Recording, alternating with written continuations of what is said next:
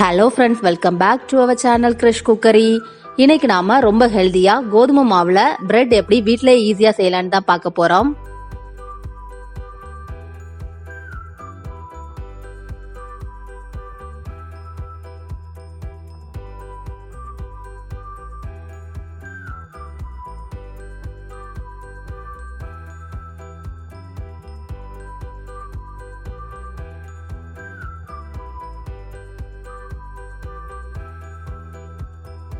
வீடியோக்குள்ள போறதுக்கு முன்னாடி நம்ம சேனல்ல புதுசா பாக்குறவங்க கீழே இருக்கிற சப்ஸ்கிரைப் பட்டனையும் கூடவே இருக்கிற பெல் சிம்பலையும் கிளிக் பண்ணிக்கோங்க. அப்பதான் நம்ம சேனல்ல போடுற ஒவ்வொரு வீடியோஸோட நோட்டிபிகேஷன்ஸ் உங்களுக்கு உடனுக்குடன் கிடைக்கும். இப்ப வாங்க வீடியோக்குள்ள போகலாம்.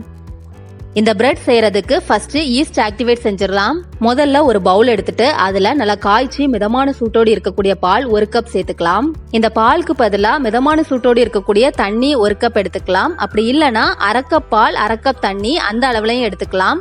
இந்த மாதிரி ஃபுல்லும் பால் சேர்க்கறதுனால பிரெட் கூட கொஞ்சம் ரொம்ப சாஃப்டா இருக்கும். அதுக்காக தான். அது கூட 2 டேபிள் ஸ்பூன் தேன் சேர்த்துக்கலாம். தேன் இல்லைன்னா அதுக்கு பதிலா 2 டேபிள் ஸ்பூன் சர்க்கரை சேர்த்துக்கோங்க. இப்போ ஈஸ்ட் சேர்க்கறதுக்கு முன்னாடி இந்த பால் மிதமான சூட்டோடு இருக்குதான்னு செக் பண்ணி பார்த்துக்கலாம். ஈஸ்ட் ஆக்டிவேட் ஆகுறதுக்கு மிதமான சூடு இருக்கணும், அதே மாதிரி இனிப்பு இருக்கணும். இந்த ரெண்டும் இருந்தாதான் ஈஸ்ட் ஆக்டிவேட் ஆகும். ரொம்ப அதிகமா சூடா இருந்தாலோ இல்ல கூலா இருந்தாலோ ஈஸ்ட் ஆக்டிவேட் ஆகாது.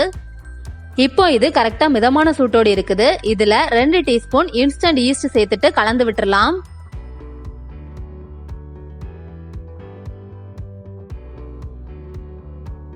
நல்லா கலந்து விட்டதுக்கு அப்புறமா ஒரு 10 நிமிஷத்துக்கு அப்படியே வச்சிடலாம். 10 நிமிஷம் கழிச்சு பார்த்தோம்னா ஈஸ்ட் இந்த மாதிரி நல்லா ஆக்டிவேட் ஆகி பொங்கி இருக்கும். இந்த மாதிரி உங்களுக்கு ஆகலைன்னா கூட கொஞ்ச நேரம் வச்சு ஆக்டிவேட் பண்ணிக்கோங்க. அடுத்தது இது கூட ட்ரை இன்கிரீடியன்ஸை சலிச்சு சேர்த்துக்கலாம். ஒரு ஜல்லடை எடுத்துட்டு அதுல 3 கப் கோதுமை மாவு போட்டுக்கலாம்.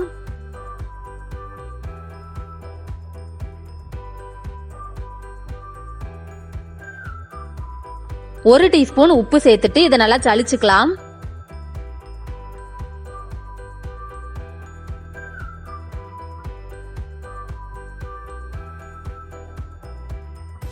கடைசியா 2 டேபிள் ஸ்பூன் எண்ணெய் சேர்த்துக்கலாம். எண்ணெய்க்கு பதிலா பட்டர் கூட சேர்த்துக்கலாம். இப்போ இது எல்லாத்தையும் சேர்த்து இந்த மாதிரி நல்லா பிசைஞ்சுக்கலாம்.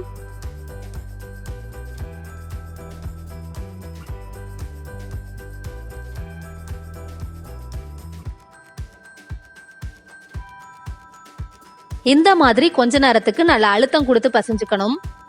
முதல்ல பிசையும் போது கையில ரொம்ப ஒட்டுற மாதிரி இருக்கும். அதுக்கப்புறமா கொஞ்ச நேரத்துக்கு பிசைய கையில ஒட்டாது, ரொம்ப சாஃப்ட் ஆகிரும்.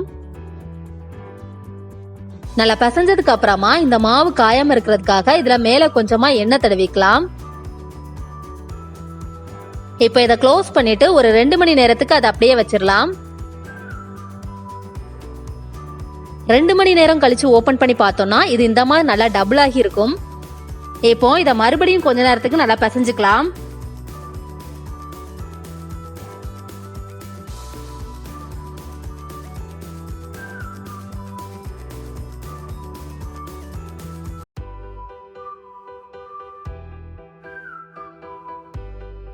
நல்லா பிசைஞ்சதுக்கு அப்புறமா பிரெட் பேன்ல வைக்கிற மாதிரி இந்த மாதிரி இதை ஷேப் பண்ணிக்கணும். இடையில பிரேக்ஸ் எதுவும் இருக்கக்கூடாது.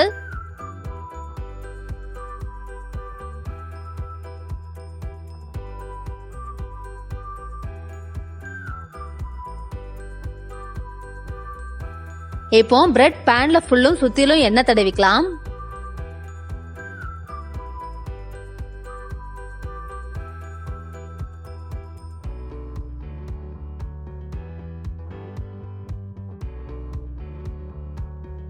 எண்ணெய் தடவினதுக்கு அப்புறமா இந்த மாவு எடுத்து இதுல உள்ள வச்சுக்கலாம்.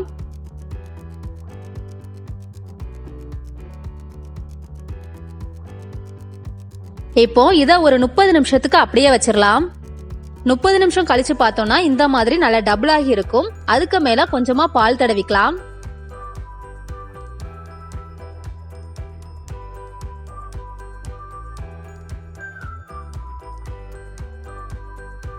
அடுத்தது இதை பேக் பண்றதுக்காக ஒரு பெரிய பழைய கடாயை அடுப்புல வச்சுட்டு அதுல இந்த மாதிரி ஒரு ஸ்டாண்ட் போட்டுக்கலாம். இதை மூடி போட்டு க்ளோஸ் பண்ணிட்டு ஒரு 5 நிமிஷத்துக்கு ஹை ஃப்ளேம்ல ப்ரீஹீட் பண்ண வச்சிடலாம். 5 நிமிஷம் கழிச்சு ஓபன் பண்ணிட்டு அந்த ஸ்டாண்டுக்கு மேல பிரெட் பேனை தூக்கி வச்சிடலாம்.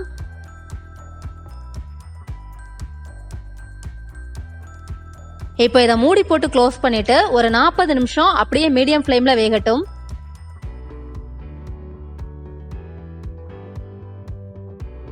நாற்பது நிமிஷம் கழிச்சு ஓபன் பண்ணி பார்த்தோம்னா பிரெட் கரெக்டா பேக் ஆயிருக்குது. இப்போ உடனே ஸ்டவ் ஆஃப் பண்ணிட்டு இதை வெளியில எடுத்துடலாம். இன்னும் கூட கொஞ்ச நேரம் வச்சிருந்தாலும் கூட இது கரிய ஆரம்பிச்சிடும். வெளியில எடுத்த உடனே இதுக்கு மேல கொஞ்சமா பட்டர் தடவிக்கலாம்.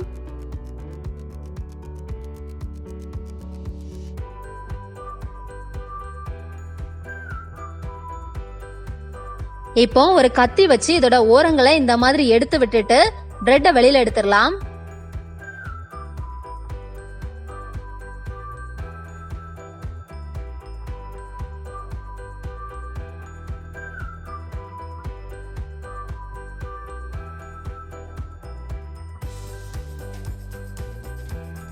இப்போ இந்த பிரெட்டை நல்லா ஆற விட்டுக்கணும். ஆறுனதுக்கு அப்புறமா தான் இதை கட் பண்ணணும்.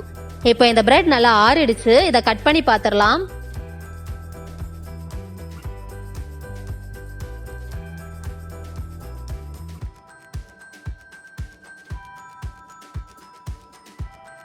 கட் பண்ணும் போதே தெரியுது ரொம்ப சாஃப்டா இருக்குது.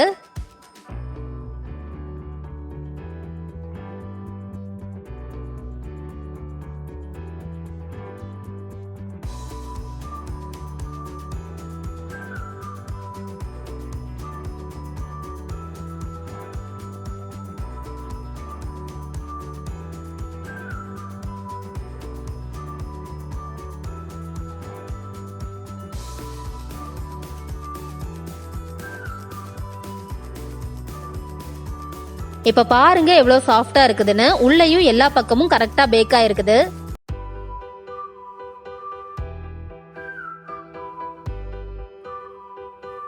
இவ்வளவுதான் ரொம்ப ஹெல்தியான கோதுமை பிரெட் ரெடி ஆயிடுச்சு. இந்த மாதிரி நீங்களும் கண்டிப்பா ட்ரை பண்ணி பாருங்க.